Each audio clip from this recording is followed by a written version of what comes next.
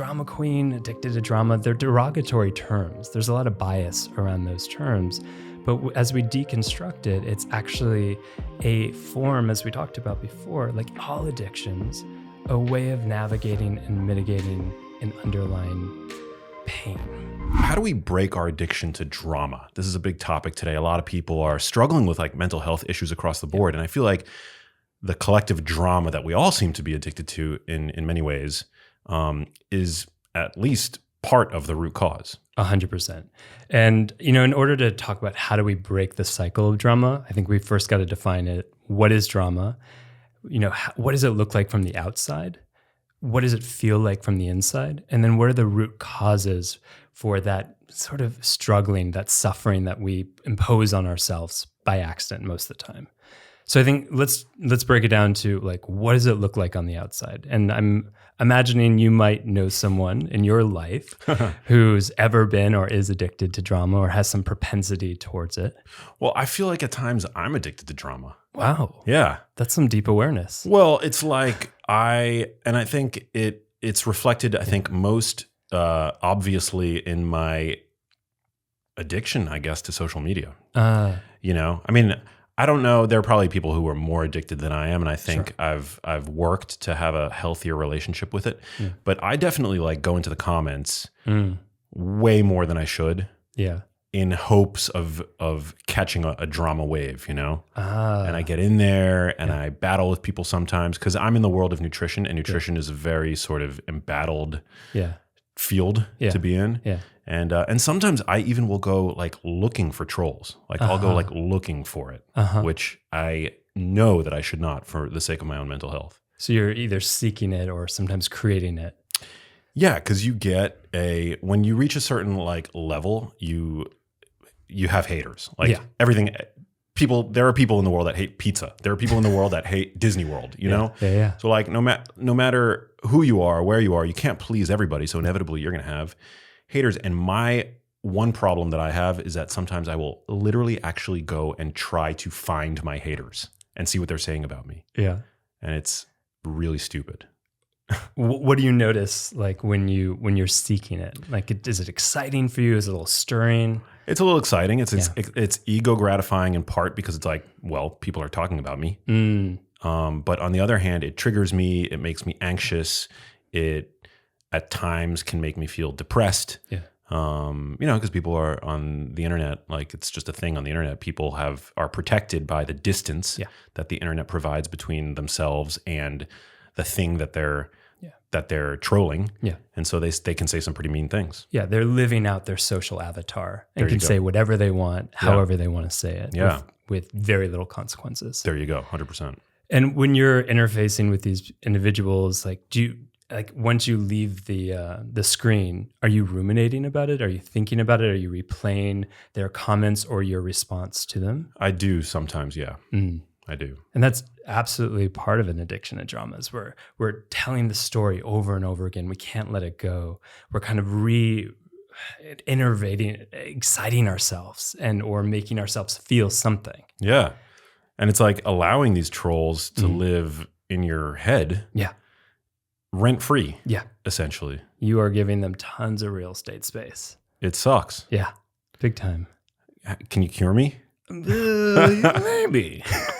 Probably. Is what I do. I mean, I understand that I'm in like kind of a unique position, but I'm inclined to think that this is something that we all go through in our own lives. It just might look differently person to person, but Yeah, absolutely. There's a scale of the devices we might use and what it looks like on the outside to be addicted to drama or to use drama. Whether it's gossiping or stirring up some fight between two friends or exaggerating a story on social media. Like how many of us have maybe added a little flair to a story or, in our comments around a picture just to get a few more likes.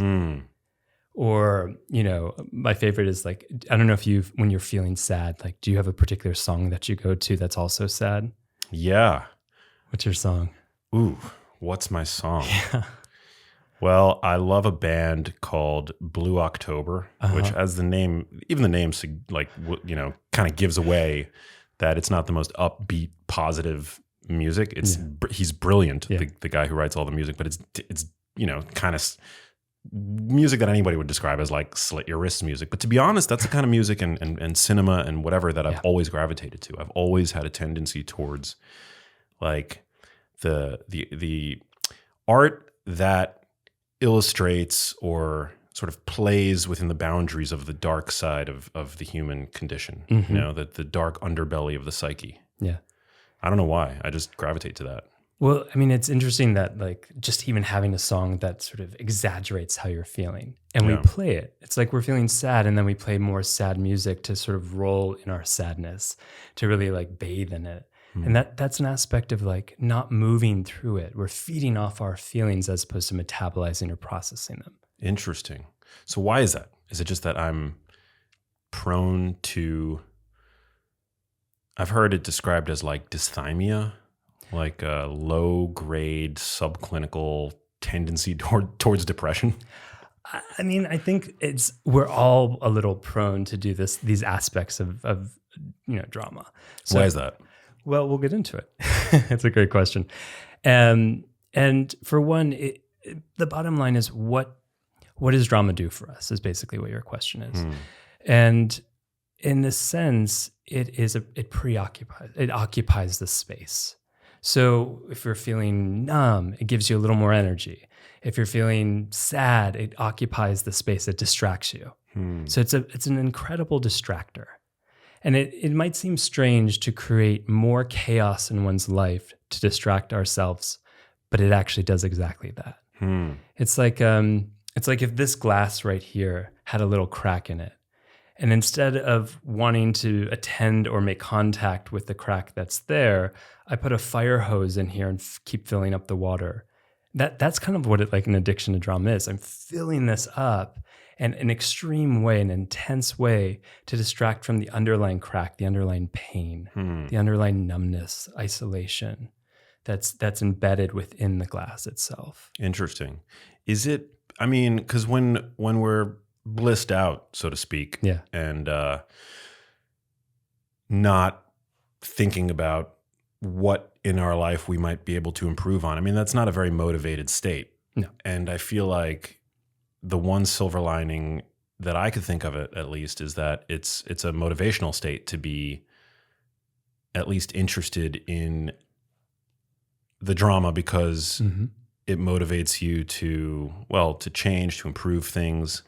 It just seems like it's an aspect of evolution. Like it can play a role in your evolution. Absolutely. I mean, and when you talk about motivation, I mean, when you think about dopamine, for example, which is the part of the reward circuit, the addiction circuit in the brain, dopamine is part of motivation.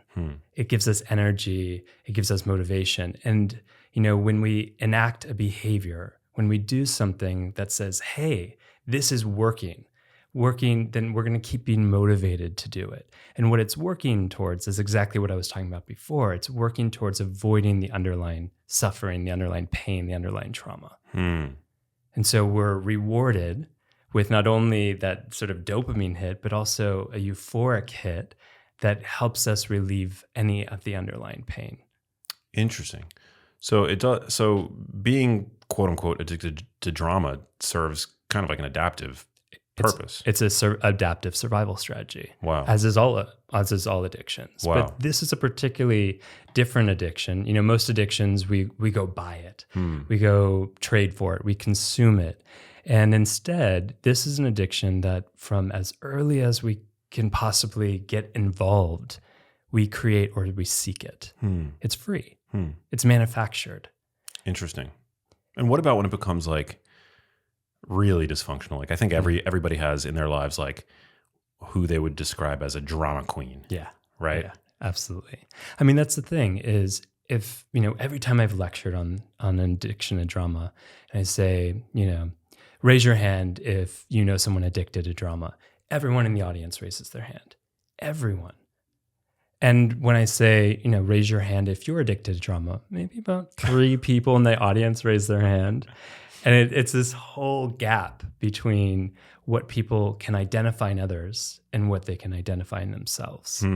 And drama queen, addicted to drama, they're derogatory terms. There's a lot of bias around those terms. But as we deconstruct it, it's actually a form, as we talked about before, like all addictions, a way of navigating and mitigating an underlying pain, an underlying gap, an underlying voided or numbness that's pervasive throughout someone's body. And so why did you decide to write this book now? Like, does it seem like more people than ever are addicted to drama? I mean, social media, other platforms are giving us the stage to enact our addiction to drama because there's more audience, there's more likes, there's more response that allows us to reinforces what we're doing. And, I think the old school idea is that addiction to drama or someone who's a drama queen is just striving for attention. They're at it because they just need your approval or they need your eyes on them. And I think that couldn't be further from the truth. Because someone who's addicted to drama can't actually receive the attention they're given. It's like there's a wall there. Because the attention would mean that there's also some form of intimacy. Interesting. And that intimacy feels threatening. Wow. So they're really, like, in a way, addicted to attention. They just can't receive it. They can't receive it. And I mean, there's a whole nother layer that we can talk about too. And we started by talking about, like, what does an addiction and drama look like on the outside? And you described some beautifully some aspects of it. We know that, they're making mountains out of molehills. They're exaggerating, they're intensifying, they're gossiping, they're stirring things up in the environment. And from the inside, and you described this as well, it can feel like there's a constant state of unease.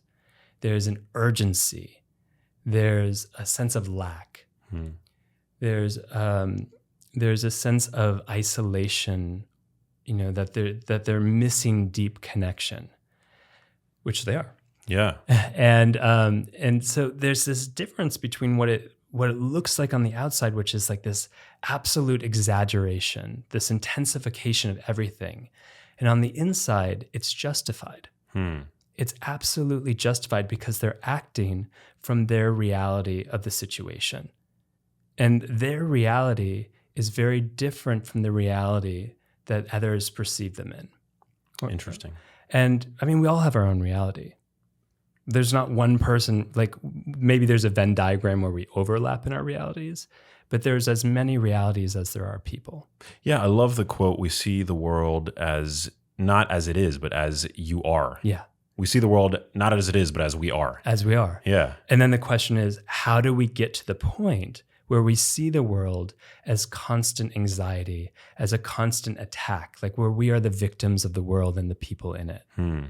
And, I was joking about your carbon monoxide detector earlier, and mine was beeping all night. And it's such a great example of how we become addicted to drama. And so, every 45 seconds, 50 seconds, who's counting, there's a beep.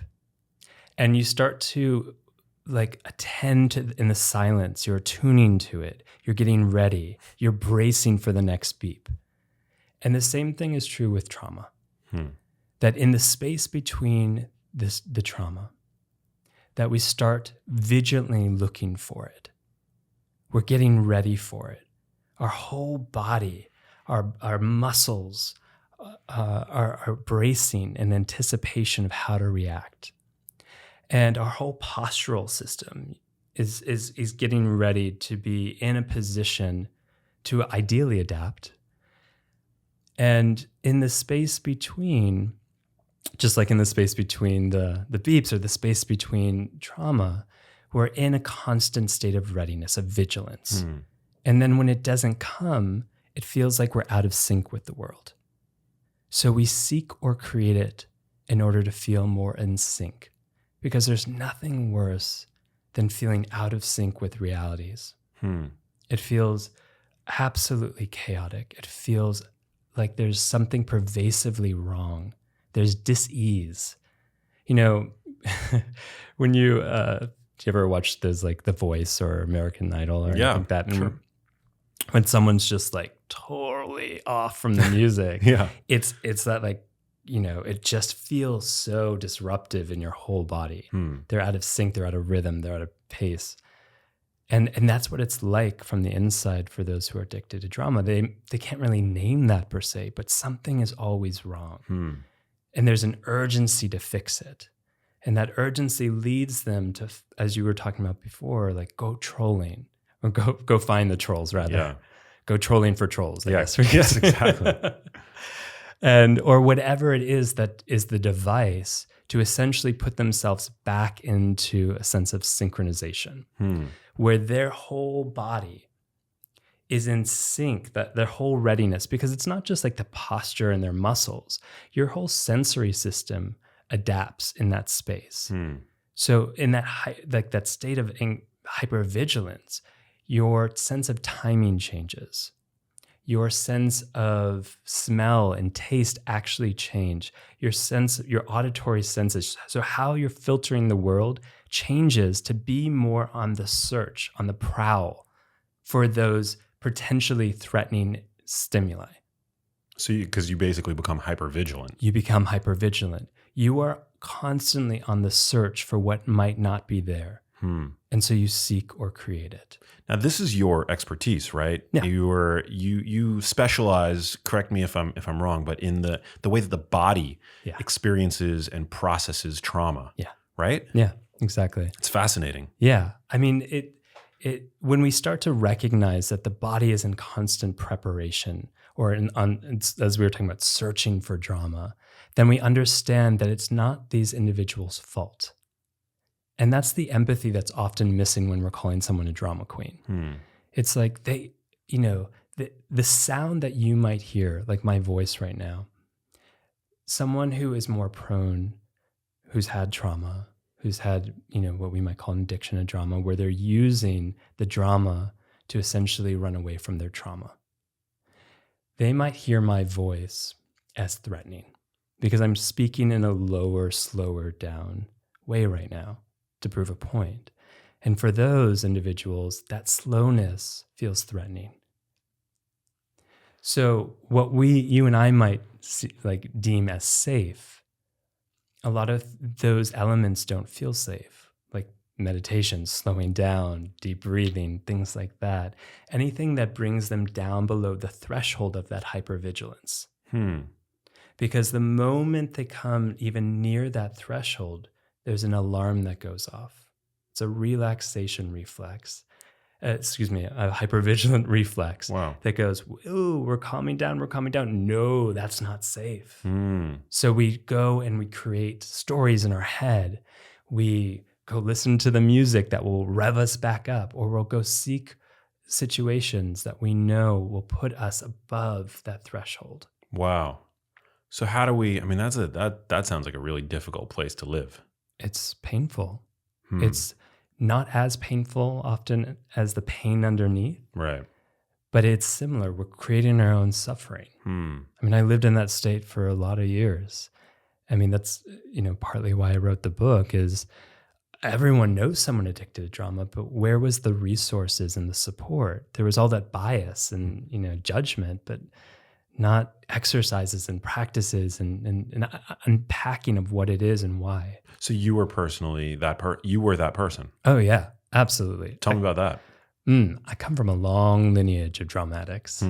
And, I think part of it is transgenerational elements of trauma that are very much embedded in my family. But I grew up in a chaotic environment. We're not just genetically geared towards, it's not our genetics that are going to tell us how we are in the world only. It's also our environment. We're soaking it in like a sponge. And so especially when your environment is chaotic, when I talked about like that beeping every 45 seconds, that's one thing. But imagine it's 30 seconds here and then 45 seconds. And so the interval between the sounds is not predictable. Then it's even worse. Then that bracing, we don't have that sense of going, okay, well, I can rest for 5 seconds, knowing it's every 45 seconds. And most often in our chaotic family environments, it's unpredictable. And so we start to expect the unexpected, and there's a whole pattern that we are always, again, on the search, in vigilance, hypervigilance for that.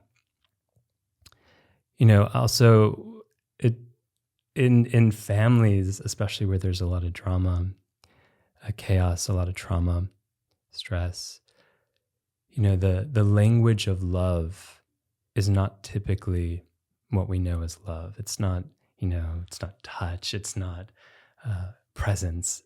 What it is in order to get someone's love and attention, you often have to rise above their level of, that level of their attention, their own numbness. So being loud, being funny is often the way, or being sick. So when something is wrong, it's easier to get attention. Right. And so we start to adapt that, and we start to internalize that if I'm kind of off, if something's always wrong, if I'm always, just slightly askew, then I'll get that attention, I'll get that love, which is a fundamental need we're all craving. We all need it as kids and as adults. So we adapt to whatever strategies we use to get it. And for me, it was, humor, and it was being loud, and often having something wrong with me. Because those were the things, the checklist of how I was going to get the attention in a very distracted, chaotic environment. Interesting. Yeah, I mean, I know that it's probably true that many comedians, well, I think it's fairly obvious that many comedians, because they tend to talk about it, they come from pretty traumatic backgrounds, Yeah. Certainly not all, but that seems to be a recurring theme among somebody who just innately develops this ability to garner attention, right? That probably was the adaptive strategy that was honed over years of living in a family, or maybe even in like their having to do with their school experiences, not getting the attention that they sought, or feeling getting the love that they sought, that they deserved, as a child. Yeah. So as I'm naming some of these, underlying elements that sort of set the conditions or set the baseline for drama, does any of that resonate for you now that we're talking about, from your trolling the trolls back in history? Yeah.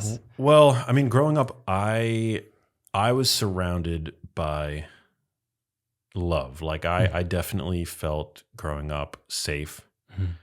I felt that I had parents that loved me, that would do anything for me. So I feel very lucky in that regard. But I also had, which I later learned about actually fairly recently through the process of talk therapy, dealing with my, because I feel like nobody escapes childhood trauma-free. Yeah. We all have different flavors of baggage, right? Yeah. We just have to hope that in life we cross paths with people that have flavors that are complementary to our own. Yeah. And that's where bonds are formed, right? Yeah. But yeah, I grew up in a family that was very loving, great parents, although their relationship was terrible. They would fight all the time. And my mom, who I loved dearly, shared aspects of her marriage with me that she shouldn't have. There was a lot of boundary rupture there. Yes. Yeah. Boundary rupture. Great way to put that. Yeah. Which has harmed, I think, my ability, my capacity for connection. Yeah. In especially intimate relationships. Yeah. And so, yeah, just kind of learning, exploring what that sort of means in the context of my adult life has been a really interesting journey. Yeah. Because again, just to reiterate, I loved my mom, had a great relationship, but everybody makes mistakes. Nobody's perfect. We're all flawed humans, right? And she actually didn't, knowing my grandma, my maternal grandmother, my maternal grandmother was a very cold woman. So my mom probably didn't get the kind of safety and feeling of love and security from her Yeah. that she provided for me, but it manifested in other ways. My mom turned to me, her child, Yeah. as the emotional support, as the shoulder to lean on, which was totally inappropriate. Yeah. And so, so it's interesting. So I didn't become the comedian. I didn't become, but I guess like you can look at my career and everything that I've done. I mean, I've definitely gravitated to a profession that brings me attention. So I don't know. Unpack that, doctor. Shit. How much time do we have?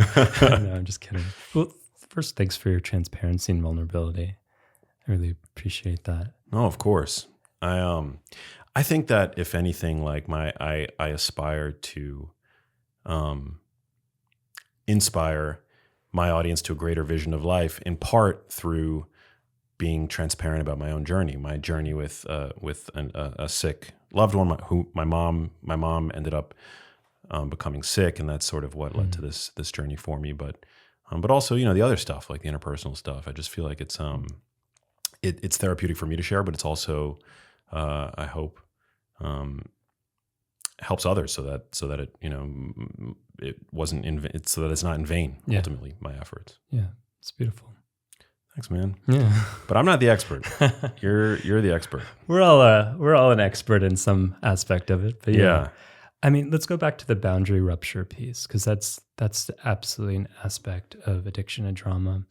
Whether it's an external force like a parent who's oversharing, or whether it's our own force of reaching beyond our boundary, kind of reaching outside of ourselves for attention, for connection. They're all boundary ruptures. And, one of the aspects of when we lose a boundary, when it's ruptured, if we think of it like a membrane, a bubble, it's a containing sense, it's containing us, a sense of self.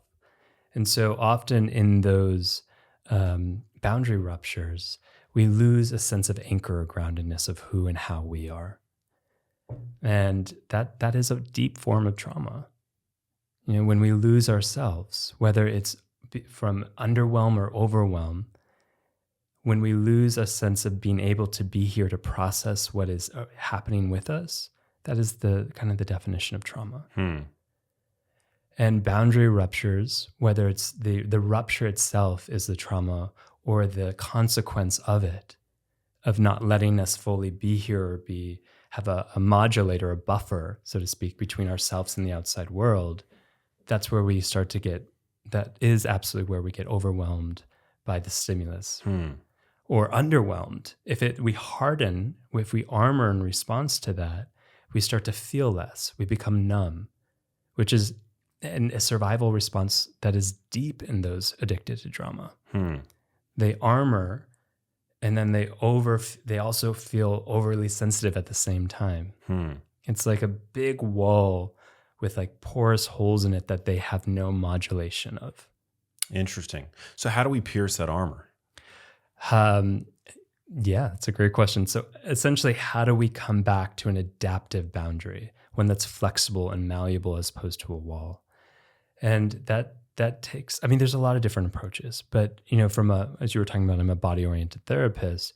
So one of the ways we might just attune to a sense of boundary, we might use our imagination to kind of repair or create another membrane, a bubble around us. And like one of the practices I often do with people is to go back and actually feel in the image, for example, where does it feel strong?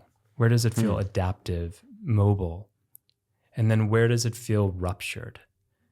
And so, just even attending to it, bringing awareness to where there is strength can help us bring more mobility back. I think, it's common for us just to say a boundary is where you say yes or no. But a boundary is how much yes and how much no. If it's just an absolute, then it's not actually a boundary. Interesting. Yeah, I think one of the consequences of like what I've experienced is that I have boundaries often that are like they exist at times when they shouldn't. They're too, too rigid or too loose. Yeah, like the term comes up a lot like blocks. People have blocks. I have blocks Sure. when it comes to certain things, you know, like vulnerability in relationships, the capacity to accept love. Like we were talking about drama queens, like their capacity, they seek attention, but there's a block, right? Can't receive it. They can't receive it. Yeah. So for me, one of the things that I have experienced is that I want love, right? Like everybody else. Yeah. But like, and I can receive it when it's like from large groups of people, when it's on social media. Yeah. But when it's like face to face with one other person, Yeah. I struggle to receive that love. So in the distance, it's safer. Yeah. And in the proximity, it feels, well, there's a reflex that comes up that like is a block or a wall. Yeah. And it's, even though it's there, and you know, this is one of the interesting patterns, especially with addiction and drama. Those who are in the seat of drama will go, you don't love me. You're not giving me enough. You don't see me. You don't really validate or receive me. But the truth is, it feels impossible. Well, they don't let themselves be seen often. But the other piece is they can't receive or absorb the love that's there. So it feels like there's an absence of it. That's interesting. So, I mean, if the issues are in the tissues, so to speak, does that mean, I mean, can we just massage them out or, you know, is there a certain workout regimen? Because I'm very action oriented. Sure. Right. So like, what's the prognosis and what's the treatment? Yeah. It's going to be process oriented. And there's some actionable steps though. But you know, the first aspect of it is awareness. Where in my life am I creating suffering? Where in my life am I seeking or creating chaos and crisis? How have I, you know, just awareness that it's happening is the first stage of healing. And then we have to start to put, you know, breaks in the behavioral reflex. So every time I notice I'm revving, I'm getting myself all, you know, hot and bothered, activated, stressed. Yeah. That how can I start to slow it down? How can I slow that reflex of getting really agitated down or the behavior of going, I'm feeling like I'm trolling. I need to go troll the trolls. Yeah. You know, and then we start to, once we slow it down, then we can start to say, what is that doing? And what's the feeling and the needs underneath that? So every time you want to go trolling for trolls, I'd say, take a few breaths, slow it down. And then ask yourself, what am I really hungry for? What am I really feeling in this moment? What is it that I need? And how is it that the action of trolling the trolling might mask the underlying feeling and needs that I might not even feel are valid, or that I might not have the capacity yet to fully feel or validate within myself? Interesting. So like, what is it that I think I'm getting from trolling the trolls? Yeah. Well, you named it. You're getting the excitement. Yeah. You're getting a sense of power and control. All of those things, and it goes back, we're getting that dopamine hit. We feel out of the malaise, out of the numbness, out of the deep sadness, we feel something. You know, out of whether it's power or control or intelligence or brilliance, whatever it is that we get from doing the action. I mean, you know, when someone gossips and they start a whole fight within a friend group, you know, what they get out of it is a lot of friends angry at them. But what underneath that, they feel like they are controlling, they have power, because underlying that is a sense of absolute chaos where nothing feels like they're not in control of anything. It feels like they're a victim to the world. And we all feel that at times. Yeah. So of course we would go towards something that feels like we can control it. What are the kinds of issues, like your clients, the people that you educate all around the world, what are the kinds of like problems that they struggle with? I mean, for everybody, it's going to be a little bit different, but do you see it like often show up in like interpersonal relationships, blocks that people might have in on the road to professional success? Yeah, I mean, I work in a lot of different capacities, but I think the underlying piece is a sense of stuckness. Like, why am I not happier? Why am I not, I remember a client who sold his company for a lot. We'll just say a lot. And he was like, you make $1 billion. Why aren't you happy? Why don't I feel that sense of pride? Why don't I feel like I've accomplished anything? So I think, the stuckness where we can, and that a lot of that comes from, again, this lack of permission to feel the underlying feelings and needs. The lack of support of someone saying, wow, I'm really proud of you, and being able to receive that. Or the lack of even in trauma work that I do, the relational aspect of trauma, to really, as a therapist, to say, I'm here with you. I got you. And for someone, and it takes a while for someone to actually not just believe that, but actually absorb it, to take it in, because that was such a miss in their life, and especially in their childhood, that someone could possibly be there with them to help co-regulate the experience, to help them metabolize and process it through. And those, that ability to be able to take it in, to receive, to absorb, is the underlying piece that we then see manifested in interpersonal relationships, where a lot of the, for those in those with a propensity for drama, big love, really fast love, big fights, nothing is subtle. And when we're dealing with, interpersonal relationships, there's a lot of layers to go through. So fast love and big breakups don't really allow us to deal with the vulnerability and the nuances of relationship. They allow us to skip over it. So it's a way of avoiding the anxiety of intimacy. Interesting. We had a relationship expert on in the past who shared that instant chemistry that we feel sometimes, and ultimately that we seek, right? When meeting people can actually be like a red flag. Yeah. Right? Yeah. Because it's like familiar. Chemistry is often, we interpret, or it's misinterpreted as familiarity. And if we are just repeating unhealthy patterns over and over and over again, then like that chemistry really is just like probably what you should be avoiding. Although chemistry is obviously a good thing, but it's like a certain flavor of chemistry, I think, that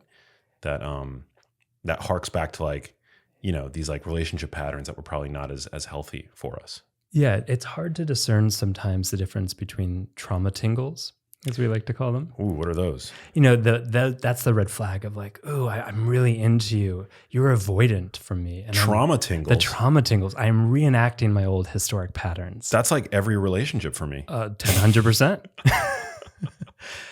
I like to also, interesting. It's not always like a conscious thing. It doesn't always feel like, but it's like, it's probably that. It's like, I've spoken to my friends about the fact that, I'm attracted to people that are, usually not the best for me. If you were to ask my friends, but it's also that those people are attracted to me. Those that are not going to be the best for me are also the ones that tend to be attracted to me. They reinforce a truth that you already know in your whole being. Yeah. And it feels in sync, because when our truth is met, it feels like relief on a very fundamental level. And so we keep going after it. But there's like a dopamine spike from that too. So it's like very hard to see past that. Yeah. Or see around it, or like drive the other way. Yeah. Yeah, absolutely. And we oftentimes will just blame the other person. Oh, they're not good. They're not good for us. Yeah. Or, gosh, why does this always happen to me? It's like the interpersonal equivalent of hyperpalatable, ultra processed food, which we talk about a lot on this podcast. But for me, it's like I go after, I I avoid the ultra processed food and I have my diet's on point. But when it comes to like people, sometimes I gravitate to at least on social media, you know, like I on the explore page, like when I see somebody that's like hyper palatable and ultra processed, that's who I click on. Yeah. And I'm like, oh man, I want to be with that person. You know? Yeah. And then do you create like a story, a narrative fantasy about that person? Yeah, sometimes. Yeah. And you know, the thing is when we create that story, we're actually having a physiological response as though it's real. And so we're, you know, when we talk about that dopamine hit, it's like, you know, before we even take a drug, when we're just thinking about a drug, we have a whole physiological response that gets us, it is a dopamine response. We're getting really excited. It reinforces the action that's to come. And so you know, when we're thinking about a story, when we're playing out a fight in our head, we're reliving it. And so, like I was saying before, those who are addicted to drama often relive stories over and over again because they're getting that hit. They're getting that stress response. Well, is there a way to like undo the trauma, cure the trauma, and revamp one's dopaminergic pathways to the point where those ultra processed, hyper palatable people cease to be attractive to us? You know, Absolutely. Like they become as easily avoidable as the Pop-Tarts and the Oreo cookies that I pass every time I'm shopping for groceries. Yeah, absolutely. I got excited by Pop-Tarts, but yes, I've never had one, but the idea of it excites me. You've never had a Pop-Tart? No. You've also, you shared this before we got rolling, you've never had caffeine. I've never had caffeine either. What kind of childhood did you have? Clearly a messed up one. Jeez. I mean, I wrote a book about it. No, I'm just kidding. How did you get to this place in life? Also because you're like an academic, like without caffeine. It's just very surprising. Yeah, without ever having tried caffeine. I mean, I get it if you've tried it and you don't like it, but like you've never even tried it. I've never really needed sleep. I know you're going to probably scold me as a health podcaster, and I don't judge. Welcome to. I'm into it. No, I'm just kidding. Yeah, I mean, I never really required much sleep. When I always worked full time and went to school full time, and yeah, I mean, I had a lot of crazy odd jobs. I was a drag queen to put myself through grad school. Wow. So those were late nights. Does that pay well? Yeah, good times. I guess if you're a good one. You're a good one. You know, I could sing and dance. Damn. Yeah, so, you know. In New York or Miami? New York. In New York, wow. Yeah, probably when we were both there. Interesting. Yeah. But, you know, I had a flair for the dramatic and I channeled it. What was that like? It was fun. My legs always hurt the next day. But, you know, I grew up as a ballerina and dancer and was in the arts. I directed operas and all sorts of fun rock shows. And, Whoa. And, you know, I channeled all that flair. Like it was a place where there was permission. You know, I was watching one of those, I think it's called Making the Cut with Heidi Klum. And I, you know, she's always saying, make the clothes more dramatic, more drama. We want more drama. And so there's a lot of, in the arts, there's permission for the exaggeration, the intensity, the avant-gardeness of all that chaotic energy. Yeah. I mean, and that certainly can be addicting in its own right. Oh yeah. I mean, and it's never good enough. You're never good enough. And there was something that, you know, so it kept pushing you or kept pushing me, and it never allowed you to settle. So if we go back to that idea of settling below the threshold of the hypervigilance, it never let me do that. Wow. I was always looking for what's the next job. How do I make sure I get, you know, keep networking and connecting and being over here and being over there, just so I could keep going in the arts. And in my 20s, I just stopped. I just was like, this is going to kill me. It was unhealthy? Oh, yeah. I mean, you know, I noticed it because it didn't just turn off when I left my job as an artist. It was happening in my relationships. My relationships were toxic and chaos. You know, my relationship to myself was toxic and chaotic with other people. And, you know, I just, something inside me was like, quit everything, go hide in a cave. And, when I was in my late 20s and I was going through a big breakup, and I just had all these health consequences, like just severe health stuff come up. And I used that as an opportunity to just go hide from all the friend groups I made that were contributing to that lifestyle of chaos.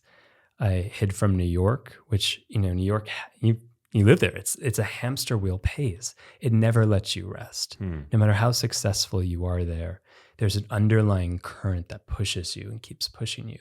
And that's already inside of many of us who have had trauma and manifest that through an addiction to drama.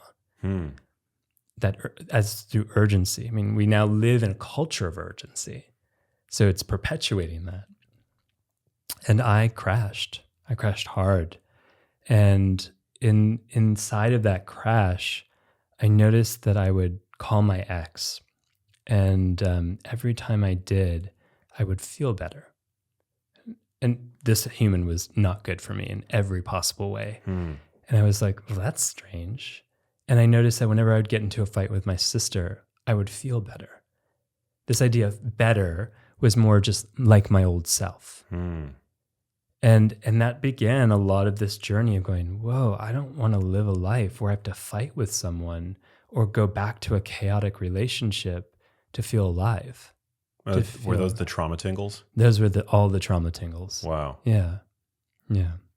So then how did you decide to go into like academia? I'd always been dabbling. So I'd always gone to school like when I was working as an artist, was in grad school. So I was already in school for psychology and then clinical psychology, always in doing trauma therapy trainings, yoga trainings, meditation trainings. And I had a therapist when I was going through all of that in my late 20s. I was like, I don't get it. Like, why would I feel better if I'm in this fight or going back to my ex who just makes me feel like a terrible human being, but something about it feels right? And I was like, but I meditate, I do yoga. And she goes, what a beautiful place to hide. And that was actually maybe the most important comment I ever got, because then I started to notice, where else am I hiding from myself? From my underlying, my true self, my feelings, my needs. Who was I when I wasn't in that state of hypervigilance? Who was I when I wasn't in a toxic relationship? And I didn't know. There was no me underneath. That was clear. It had been obliterated as a kid. Wow. I never got the opportunity to really find a solid sense of self. That's an interesting question that I feel like whoever's like listening to this, watching this, like people obviously are listening to this and relating with their own set of life circumstances. But it's like, that's an interesting question. Like, where are you hiding, like in your life? Like, where are your hiding places? Yeah. I feel like many people will hide. Well, the most obvious place that people hide is like they numb it with like substances, They hide in the alcoholic haze or whatever. A lot of people hide with seemingly healthy habits, but that might actually be like orthorexia. Absolutely. Being used as a mask, or hiding place more appropriately. Super interesting. So then you became a doctor. Yeah. And I noticed did you spend time in Spain? I did. Yeah. Oh, interesting. Yeah. What was that like? Delightful. I love Spain. I've never been. I highly recommend it. It's a really energetic culture that it's also like sensual. And that was something, is certainly part of my own trauma history was like, and not only a lack of self, but in that absence of who I was, it was an absence of my like sexual power, my sense of like, and there was something really empowering about being in Spain where I just felt like there was less, less judgment in the culture about, I don't just mean like who you're having sex with. I actually mean like a sense of sensuality, a sense of intimacy in that way. Interesting. unpack that. Like sexual power, but independent of the act of sex. Like I've never heard that. Yeah, if you could like parse that for us. Yeah. Well, similar to your experience where your mom shared things with you that sort of ruptured the boundary. You know, provocativeness was something very present in my family, and often sexual provocativeness, not just in my parents, but like in the whole family, cousins, you know, aunts and uncles, siblings. And there was a way in which I didn't feel, it kind of ruptured the boundary. There wasn't this sort of, not that I needed a Puritan approach by any means, but it's a way that was like safe to explore without the sort of provocative humor attached to it. And so I, you know, as we do as kids, we kind of find opposites. And so that was a place I really shut down. Interesting. Yeah. I mean, like my dad loved milkshakes, so I decided I would hate milkshakes. You know, the ways we like see something we never want to replicate in our families, we might do the opposite of. And I hear milkshakes are good though. Another food you've never... No, I've had some vegan milkshakes that are pretty good. Nice. Are you vegan? I was for 25 years. 25 years. Yeah. Damn. Yeah. And then it didn't go so well for me after that. Wait a minute. Are we going to talk about this? Yes. Do you know which podcast you're on? So I started losing my eyesight. I couldn't focus anymore. And I was pretty scared. And I went to a doctor, and they did all the blood tests. And, you know, I'd been vegan since I was 4. I had a dream that I killed an ant and its mom came and killed me. So the next day my mom served me a hot dog, and I put 2 and 2 together, and I was like, this is the same thing. Like why wouldn't this animal's mom come and kill me? Which is a bizarre thought for a 4-year-old, but it was stubborn, and that was it for many, many years. Wow. And in my late 20s, early 30s, I was losing my eyesight. And the doctor had said, you either need to start eating meat or it's going to get worse. And I said, no way. I'm going to let it get worse. Oh, no. I said it for a day. You know, I needed to have a dramatic flair about it. Whoa. And was there like a hurdle? Like how did you hadn't had meat in such a long time? Like, I mean, as an adult, you had never had meat. No. You'd never had. Yeah. So what was that? What was that like? It was really difficult because I used to meditate with my food. Whoa. That was one of the places my therapist said I would hide. No, I would take like 3 hours to eat food and really meditate. And like it was one of the ways I came back to myself. Was feeling how food tasted, because, you know, when we're in that urgency, we don't know how food tastes. When we're numb to the world, we're also numb to what we're taking in, including food. So slowing down and taking the time to taste my food was one of my meditations to come back into my sense of self. So I absolutely could not do that when I had to start eating meat. I started with eggs. I think I dabbled in fish, and then just felt I was a big fan of the ocean and spent a lot of time there and just couldn't do it. And then I went to start eating chicken. Now I dabble back in fish. Did your doctor speculate on like what nutrient it was you weren't getting? Was it like a lack of vitamin A? Were you like becoming because that's actually vitamin A deficiency is one of the leading causes of preventable, reversible blindness in the world. Yeah. I don't remember. It was quite a few years ago. I wonder think he just described it as like protein deficient. I don't know if he really went into much more detail than that. Interesting. Well, because people have, beta carotene is pro-vitamin A, but we vary person to person in our ability to convert it to vitamin A in the body, which is retinol. And retinol, when you eat animal products, you are ingesting retinol in its most plug-and-play bioavailable form. Yeah.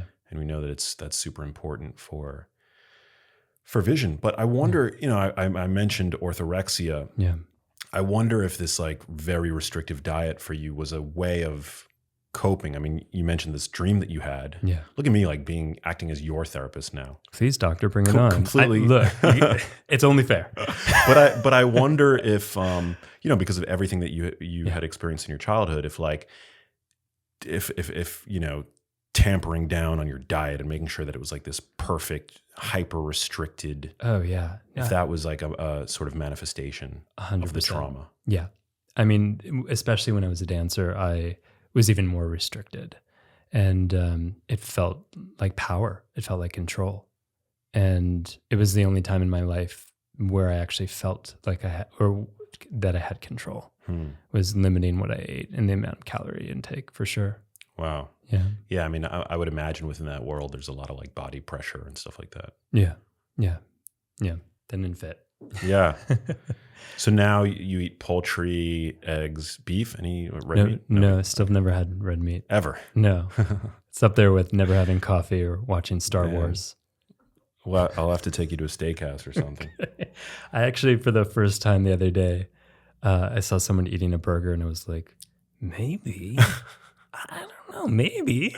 Dude. Are we going to be burger buddies? Yes. I like where this is heading. Man. Okay. So you've never had a milkshake? I've never had a dairy milkshake. A dairy milkshake. Yeah. I've definitely had some good vegan milkshakes, which I'm happy to make you if you haven't had it. Sure. Like the frozen banana just does it for me. Yeah. Frozen banana is pretty good. Yeah. Pretty clutch. Yeah. But okay, so you had this like this reflex where whatever it was. Did you grow up with siblings? I have a sister, and we were talking recently, and I asked her, I was like, "Are you addicted to drama?" She's like, "No, no, I hate the drama." And it's I would say she went the opposite way that I did, where I'm just thinking if I can tell this story. Why not? I can. She avoids conflict at all costs, and she had gotten into a thing with her husband, and wrote him a note that said that she was upset, and then locked herself in the bathroom. That's an extreme version, but essentially where I would just be like, let's get into this, and maybe less so now, but I certainly I would just go full on into whatever the conflict was. And I would not stop. I just kept escalating it and bringing in everything I could from our past, from the projected future. Bring it all in to keep revving myself up, because in that fight, it felt powerful. It felt like a battery pack where in most of my life I felt dissolved. That boundary rupture going, like when you don't have that membrane, you feel dissolved in the world. And all of a sudden, when there's a numb, and when you feel anger and rage or just crazy sadness, these, what I would call depository emotions, you suddenly feel something, and you feel more alive. You get that dopamine hit. You feel the pain relief, and feeling more energized was a big piece of it. And as I mentioned before, in sync with the world. So yeah, I have a sibling.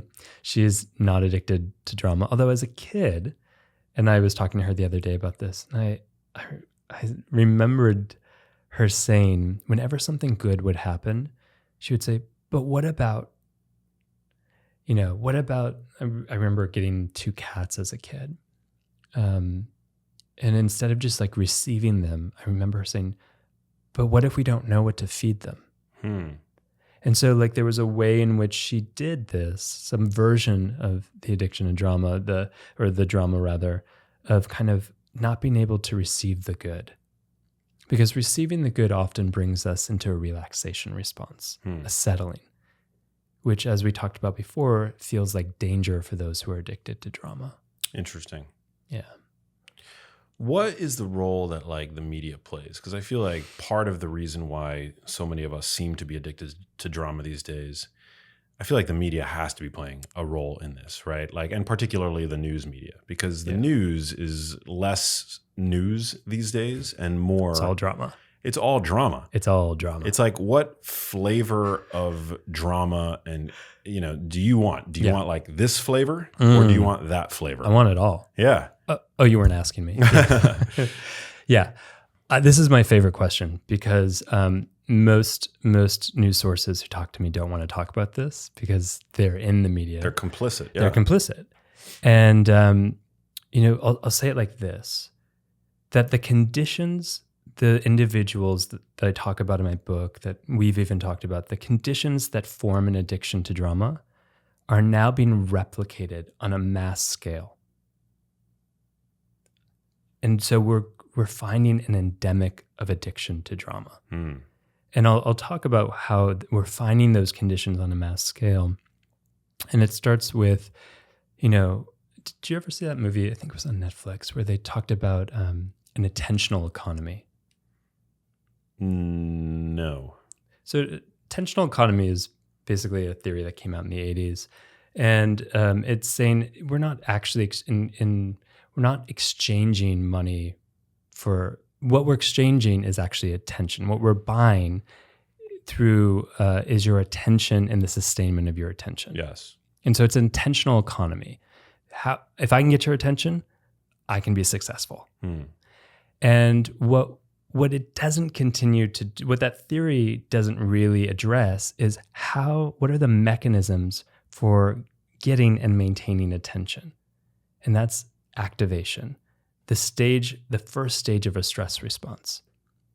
So if I can activate you, if I can get your amygdala rolling, then I can get your attention and I can maintain it so that you will buy whatever I'm selling. Or at least there's a better shot of it. Yeah. And so we are living in an activation economy, which means we are living in a stress economy. Yikes. Yeah. And it's a hard situation to fix because it's so prevalent. And so there are engineers, on social media who are designing your experience, your journey, to essentially capture your attention. And there are lots of different tricks to doing it. And we call those drama devices, essentially, or devices that rev you up. And so we are in a constant state of revving. And the more we are attending to the screens, the more we are attending to the TVs, because they are capturing our attention, the less likely we are processing, metabolizing, and moving that activation, that stress response. So it sits heavy in our body and it becomes compounded. So we are not only living in a stress activation economy, but it is compounding on our nervous systems, slowing it down. And while it's slowing us down, we're also living in an urgency culture. And this is replicating the same experience of those with an addiction to drama. Yikes. It gets worse. You ready? Ready. Buckle your seatbelt. All right. So, like any addiction, we start to have a tolerance level. And the same is true. So what we used to capture attention 20 years ago, the amount of violent moments on a TV, of a news, or whatever it is, was significantly less than what it is now. So we know that we have a tolerance level, which means that I keep showing you the same thing, you'll eventually get bored. Right. So I have to keep upping the ante. I have to keep showing you more violence, more intensity, more extremes to keep capturing and maintaining your attention in order to sell what's on the commercials, in order to sell whatever's the next thing that's being sold on your screen. And so it's being pushed at us, not only our tolerance level, but it's being pushed at us what we need to rise above that threshold, just like I talked about before, that threshold. So it's a pretty intense situation. And, getting off the screen, tuning away from the news. I read some fact recently that the more you see violence on the news, the more you believe that violence will be acted onto you. And what that is like, if we go back to the carbon monoxide detector, I am waiting for that to happen. I'm in a chronic state of hypervigilance. My sensory systems start to morph and adapt to be on the vigilant alert for that to happen. That's pretty extreme. That's pretty intense. And it's hard to get out of it because we don't know it's happening. It's all happening below the threshold of consciousness. Yeah, I mean, if you look at the level of violence in TV shows and movies today and compare it to even 10 years ago, it's so much more extreme. Yeah, it has to be. Yeah. It has to be in order to maintain your attention. What's it going to be in 10 years? Yeah, I mean, Jesus. Yeah. And you see the same thing with pornography. You know, like one of the issues why so many men these days I feel like are struggling with porn addiction is that it just you get numb to like what it is that you're watching, and that's that tolerance threshold. You increasingly desire it. Just like short circuits your reward pathways, your all of the neurobiological underpinnings of male sexuality get short circuited. Yeah, and it's like you constantly seek harder and harder and harder pornography, and the industry is there just catering to the demand, right? It's like they have to. Yeah, they have to. Yeah. It makes or you're perfect business sense. Yeah. Right? Yeah. You see the same thing with food, right? Like the food is just the food supply is becoming more and more and more processed, more and more hyper palatable. Yeah. Yeah. So what is for me, the way that I deal with food is I try just not to eat any of the I try to really limit the amount of ultra processed food in my diet. Yeah. I think it's probably beneficial to like not watch porn, or at least, I don't know. I mean, does like establishing, I don't even know if you can establish a healthy relationship with porn. I have no idea, but I think so. Yeah. Yeah. I mean, I'm not a sex therapist anymore, but like I would say it was my first PhD. I was going into sex therapy, and I was like, I don't think this is, I was trying to figure myself out. Yeah. And so I went to an extreme version of that. I was like, I'll sign up for a PhD in sex therapy. Well, the thing about porn that's interesting, and that is that you got that's fascinating, is that, at least for me, like I am at an age where growing up, porn for me, I had to go to the store and buy like a magazine.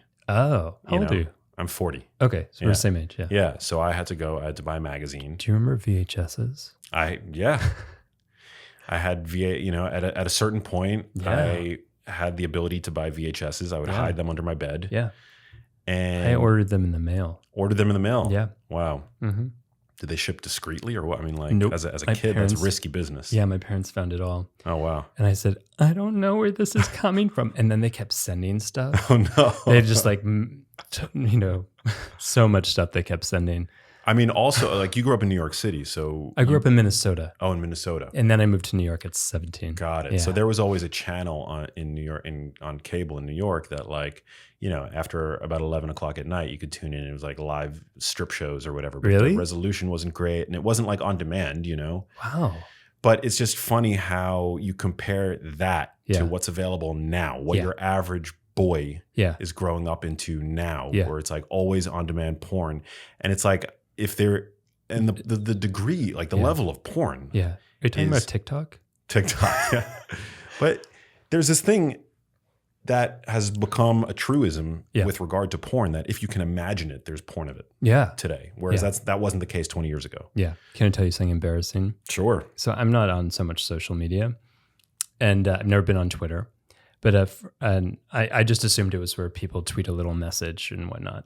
And my friend told me the other day, he was like, basically Twitter is porn. There's porn on Twitter, yeah. And it's basically like the gateway to OnlyFans is what I was told. Mm. And I sound so prude with all this stuff.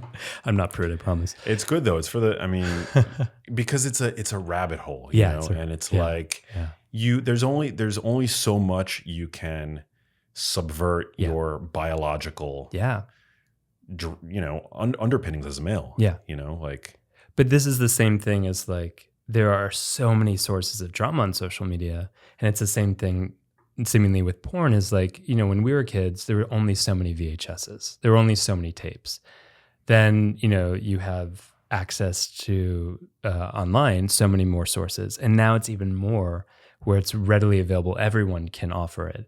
And it's the same thing on social media. It's like everyone is an agent of drama because everyone is in the same rat race to attain and sustain someone's attention. I mean, we're in it. Like my book sales are based on how many followers I have. 100%. And, and I won't get another book unless I have a certain amount of followers, like the bullshit of that. And it's real. It's like, if you want to have a career, this is what you have to interface with. And, it's a hard line to go, because I have this whole passage in my book about and I even said it to you, before you go trolling for trolls or before I do a post, I ask myself, what am I really needing in this moment? And it's hard sometimes, because what I want in that moment is, I feel a little lonely. I want some attention. I want someone to say, hey, you're funny, or hey, you're smarter than you think you are, or whatever. And we all want that. We all want that. And yet I still have to post that in order to stay in this world of business. And so it's hard not to find, it's hard to find, it's a bind. And even that in itself is stress producing. Yeah. And it's part of the world of, stimulated chaos that we're living in through social media. So are we screwed? I don't know. Ask? You tell me. No, I don't think so.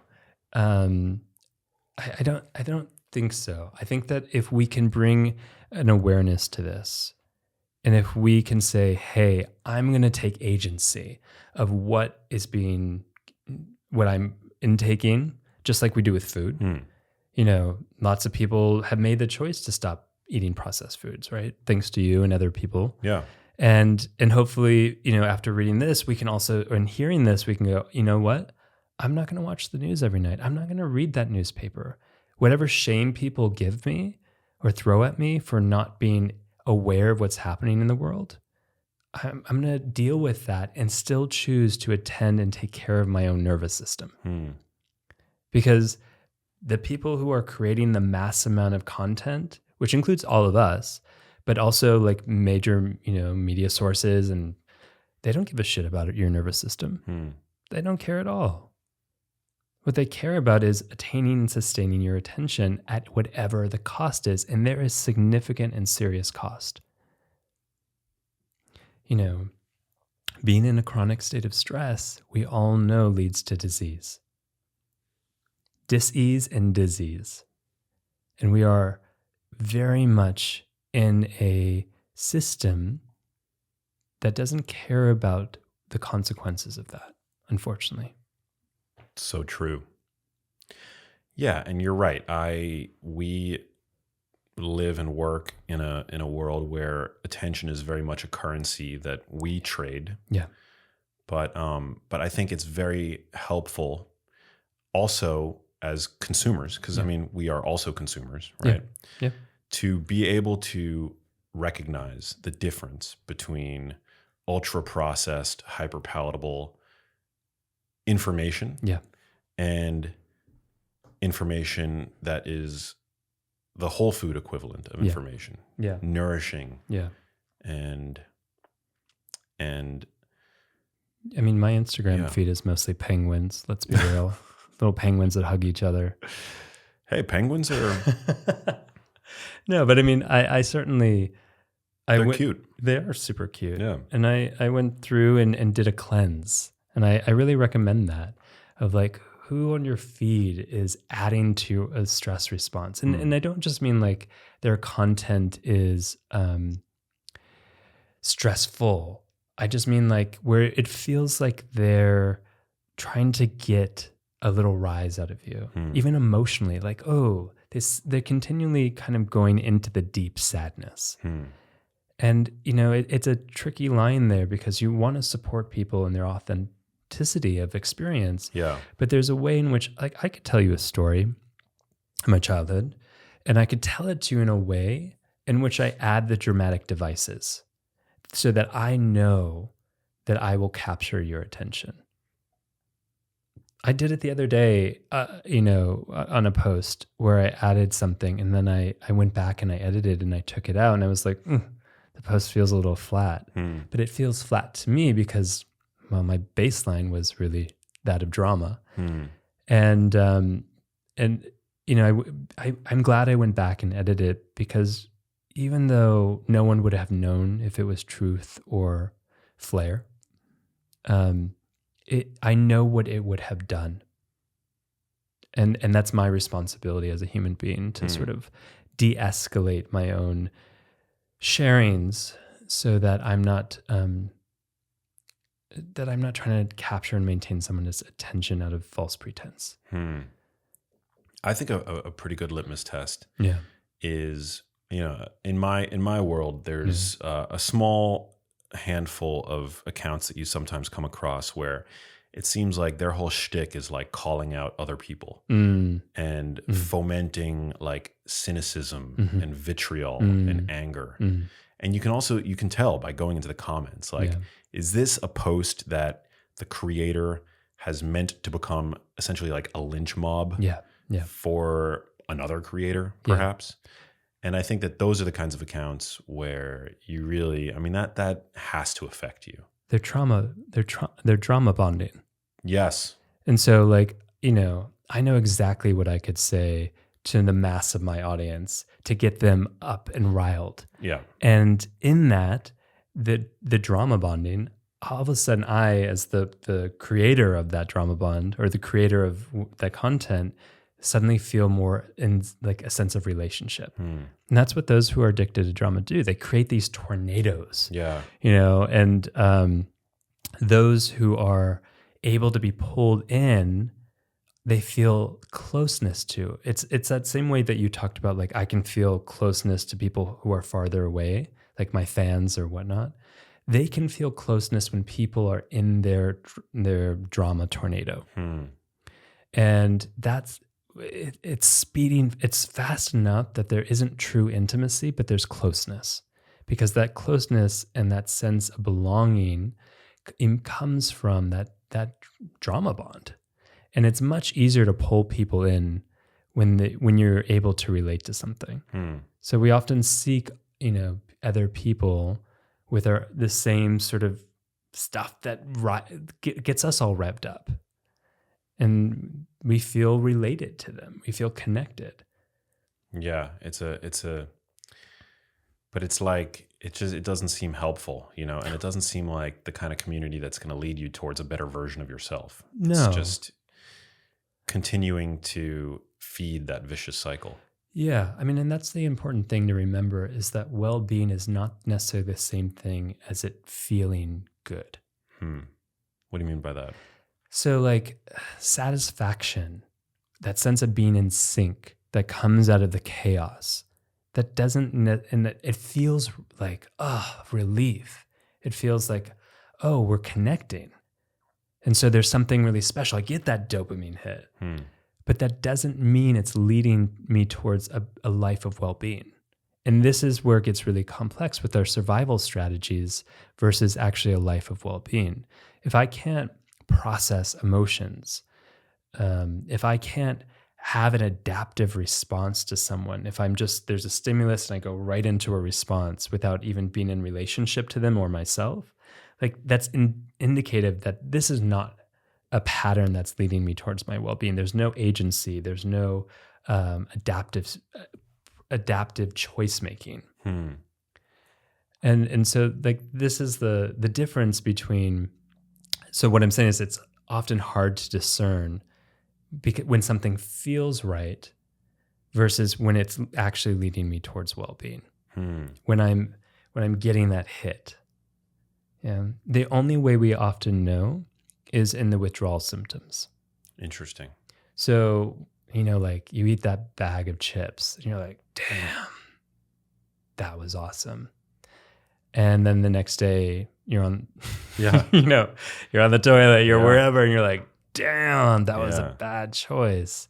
And it's the same thing with those with an addiction to drama, and essentially all of us, because we're in an environment that mirrors those conditions, is that we get that hit and then we come down, and it might feel like boredom.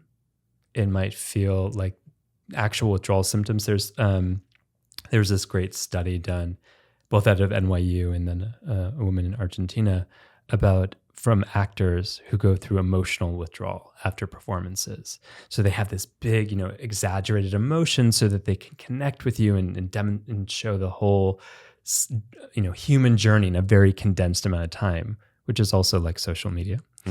And then they go through withdrawal symptoms. They don't know how to turn it off. They don't know how to metabolize that very quick, exaggerated journey.